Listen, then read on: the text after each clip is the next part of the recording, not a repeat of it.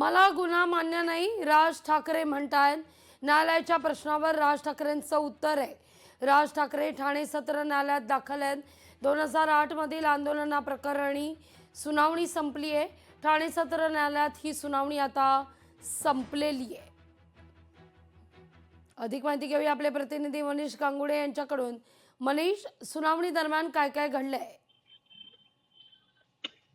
लागवी आपण जर बघितलं तर राज ठाकरे जे आहेत त्यांना आज ठाण्यातील सत्र न्यायालय या ठिकाणी दाखल करण्यात आलं होतं। प्राथमिक जी माहिती आहे ती कल्याण जे प्रकरण जे आहे, ज्यावेळेस रेल्वे भरती झाली होती त्यावेळेस मोठ्या प्रमाणात मारहाण झाली होती आणि या संदर्भात राज ठाकरे आणि काही कार्यकर्त्यांवरती गुन्हा देखील दाखल झाला होता। त्यापैकी जे 8 कार्यकर्ते होते त्यातील एक हे राज ठाकरे होते आणि त्यामुळेच राज ठाकरेंवरती हा जो गुन्हा आहे तो 2008 मध्ये रेल्वे भरती ज्यावेळेस झाली होती त्यावेळेस परप्रांतीयांना आणि मराठीवाद यामध्ये जो वाद झाला होता त्यामध्ये हा गुन्हा दाखल झाला होता। त्यानंतर ही जी केस आहे ती कल्याण कोर्टात दाखल झाली होती, पण मात्र आता ही केस ठाणे कोर्टात वर्ग केल्याने आज 11 वाजता राज ठाकरे हे ठाणे जिल्हा सत्र न्यायालयात हजर झाले होते आणि सुनावणी देखील पार पडली आहे। त्यामध्ये प्रामुख्याने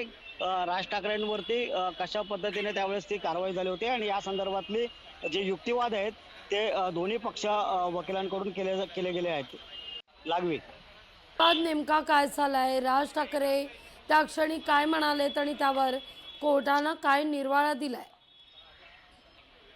सध्या तरी त्यावेळेचं जे प्रकरण होतं त्या संदर्भातली माहिती जी होती की ज्या पद्धतीने जे रेल्वे भरती प्रक्रिया जी होती त्यामध्ये प्रामुख्याने मराठी जे तरुण आहेत त्यांना संधी मिळावी अशी मागणी देखील राज ठाकरेंची सभेच्या माध्यमातून बराच वेळा आपण ऐकलेला देखील आहे आणि त्यामुळेच ज्या पद्धतीने ती भरती प्रक्रिया कल्याणमध्ये युक्तिवाद आतमध्ये काय होतोय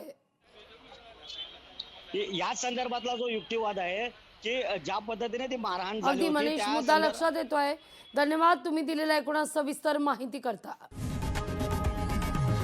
लोकशाही मराठी ऐका, पहा, जागरूक रहा।